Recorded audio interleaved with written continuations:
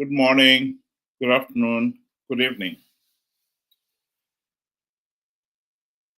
Some people do not want to believe that the MDC, CCC, Zanu PF, Team B in all but name,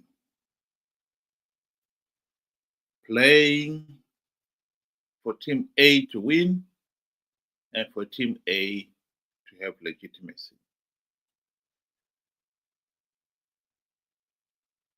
But what they want is one thing. What is there is another. And what matters here is the reality. And the reality on the ground is that MDC, CCC have become a toothless guard dog that only barks at the behest of the intruders, but never bark at the intruder themselves, to give the impression to the owner that he still has an effective guard dog. Here is Mnangagwa in his typical arrogance, boasting of how ineffective Zimbabwe's opposition party have become.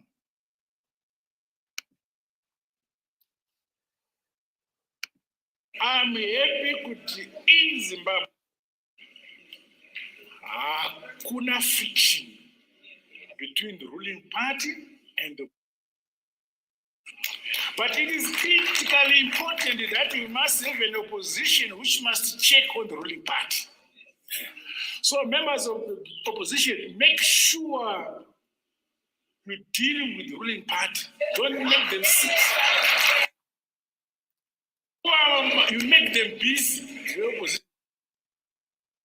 Rambai mchingo criticize, kuseni masikati criticize.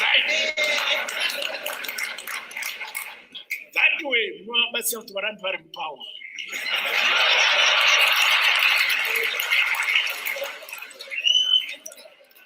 No good. When you discover my mistakes, I was just correct. One relax, most of power. So my advice for opposition, please be serious in opposition.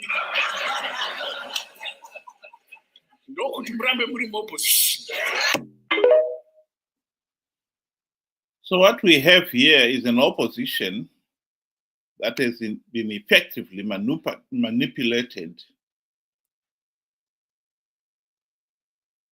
to give the impression that Zimbabwe is a multi-party democracy, when in reality, the opposition is now working with Zanu PF for the purposes of keeping Zanu PF in power, while giving the people the impression that they've got an opposition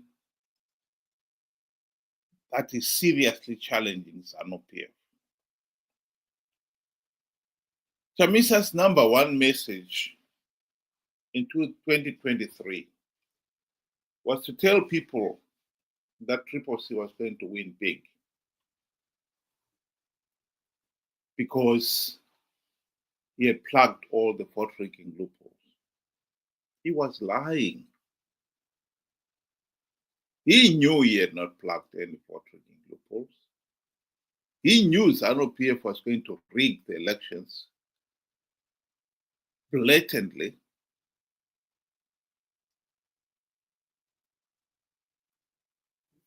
But he wanted the people to believe the lies. It was for the benefit of Zanu PF that people believed those lies. Because for Zanu PF to have legitimacy, the opposition had to participate in these flawed elections in their numbers.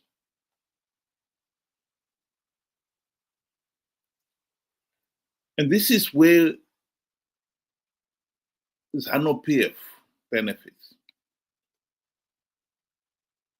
We go through an election process which Zanu PF, both Zanu PF and MDC know they are rigging,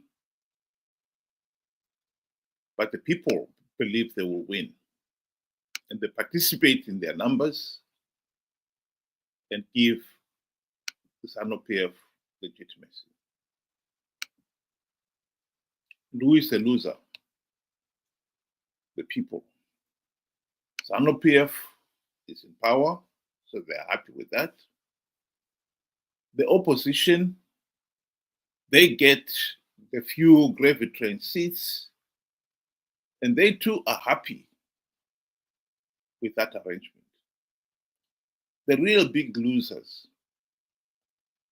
is the people, because they participated thinking they would win the election, the opposition would win the elections and end the dictatorship, only to find by participating, they only help to give Zanu PF legitimacy and perpetuate the dictatorship. Where did this start? Well, the genesis of it really started during the GNU. From 1999, when MDC was formed, the people realized that they needed an opposition whose primary purpose would be to implement the democratic reforms to stop Zanu PF rigging the elections. That was very clear. And that opposition had their golden opportunity to get those reforms implemented during the 2008 to 2013 GNU. Alas, not even one token reform was implemented. Not even one token reform was implemented during that time.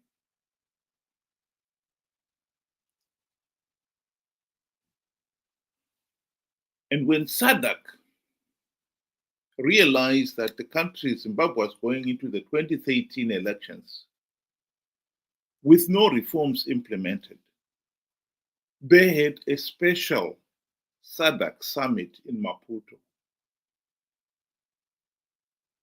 where they put pressure on both Zanu PF and MDC to postpone the 2013 elections until reforms are implemented. Here is a report of that SADC meeting, special summit in 2013.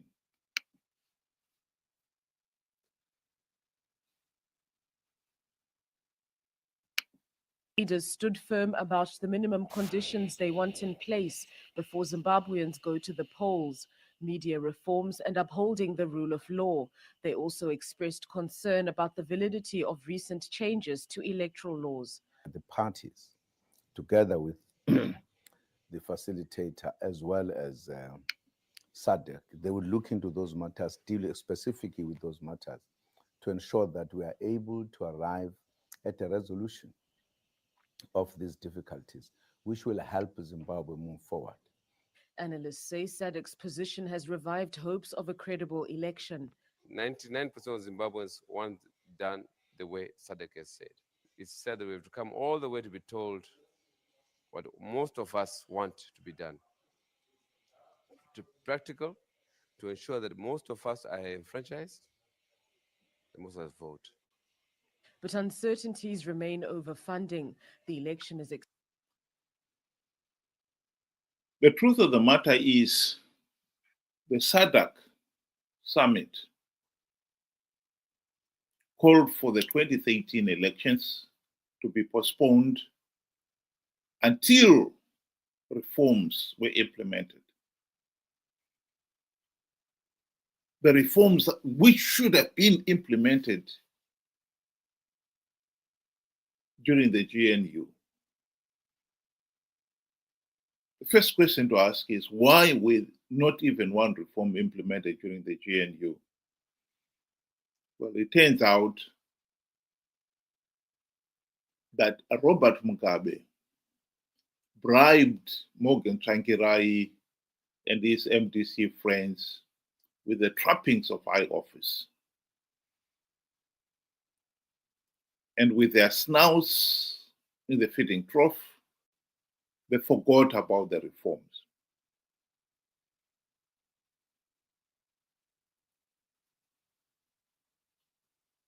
While at the summit, Zanu PF and both MDC had agreed that the 2013 elections should be postponed.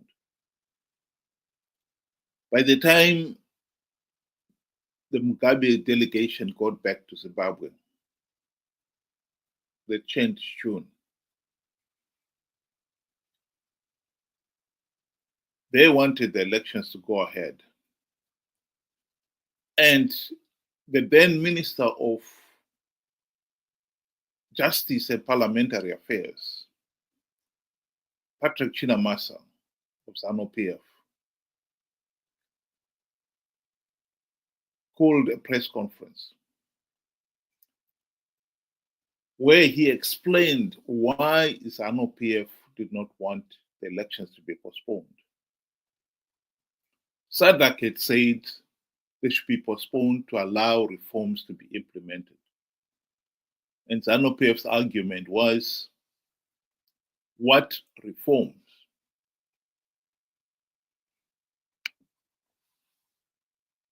And they were right. It turned out that during the 5 years of the GNU, MDC leaders had failed to submit even one reform proposal. So you can't postpone elections on the basis of you want to implement reforms when there are no outstanding reforms to be implemented. When SADC realized that, they too gave up. So we have a situation here where Zimbabwe had the golden opportunity to implement the democratic reforms, which would have ended Zimbabwe's dictatorship.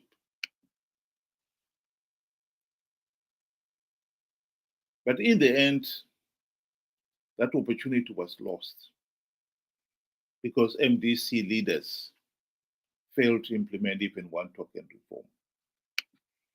And ever since the GNU, MDC leaders, like it or not, have been totally ineffective. They've participated in elections knowing fully well that the process is flawed, knowing fully well that by participating, they were only giving Zanu PF legitimacy. And they continued, soldiered on to participate because they also knew that Zanu PF was giving away a few gravy train seats to entice the opposition to keep participating. The people of Zimbabwe have got to wake up to the reality that we really do have a totally ineffective opposition. Mnangagwa is not just boasting here, he's telling the truth. How long are we going to wait before the penny finally drops that we do indeed have a totally ineffective opposition? What is it going to take for the people of Zimbabwe to finally accept that reality? That is what is at stake here. Mnangagwa blatantly rigged the 2023 elections and even dismissed the SADC and the AU election observer teams that condemned that process. Here he is insisting that the elections were free, fair, and credible. The 2023 elections were free, fair, and credible. Vana vakatuka Zanu PF kana ini ndonyanyisa kufara kuita zvakanaka. Ukavona vavengi vakwashi kurumbidza nekuchikanganisa. Ukavona vachiti Zanu PF yakaipa farai. You are doing correct things for your country. Hongu takaita maelections edu kuna vamwe vaitaura zvisina musoro zvikanzi maelection anafamba zvakanaka ndezvavo.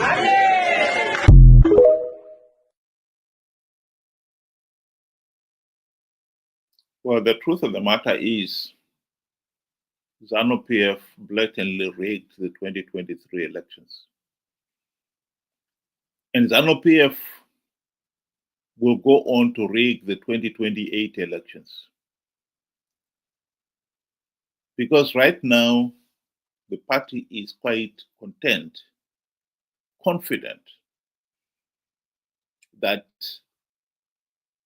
the MDC CCC leaders will con their followers to participate in those flawed elections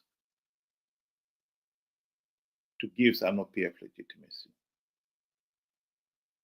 There is no friction between MDC and CCC, as Mnangagwa has rightly said. MDC has been totally ineffective, particularly since the GNU. And it is for the people of Zimbabwe to wake up to that reality if we are ever going to have any meaningful change, political change in Zimbabwe.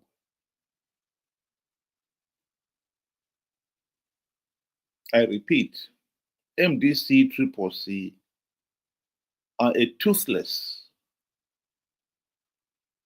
guard dog, barking at the behest of the intruders, Zanu PF, to con the owner into believing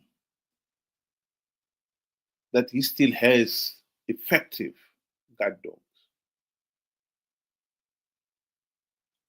And Mnangagwa, in his arrogance, has got the cheek to boast of his conquest. It is a conquest. We need to open our eyes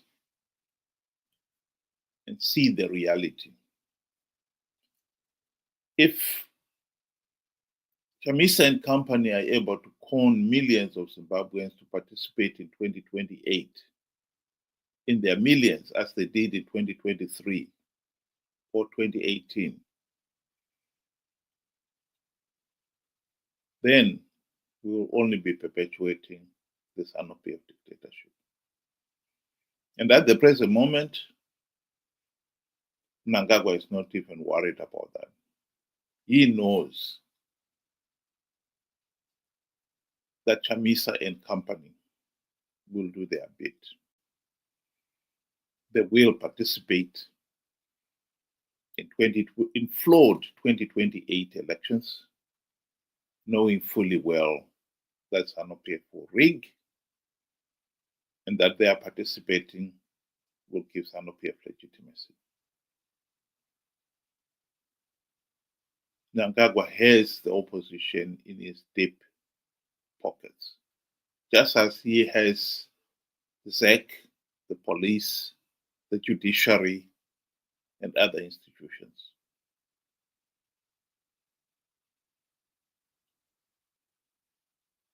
We have got to be a lot smarter.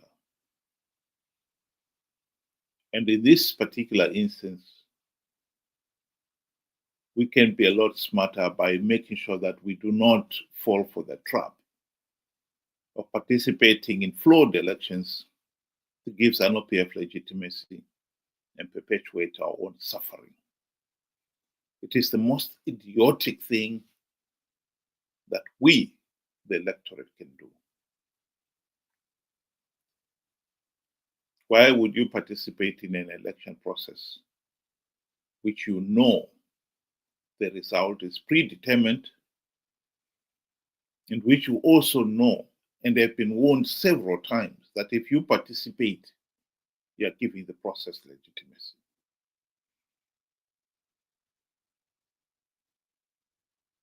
And in this particular case, Mnangagwa has even got the guts, the cheek, to boast that he has got the opposition in his pocket and they will do his bidding, as they've done in the past. The opposition in Zimbabwe is there to give the impression that Zimbabwe is a healthy and functioning multi-party state, when in reality, their number one task is to keep Zanu PF in power while deluding, deceiving the people that the opposition will ever deliver free, fair, and credible elections so that the people have got a meaningful say in the governance of the country.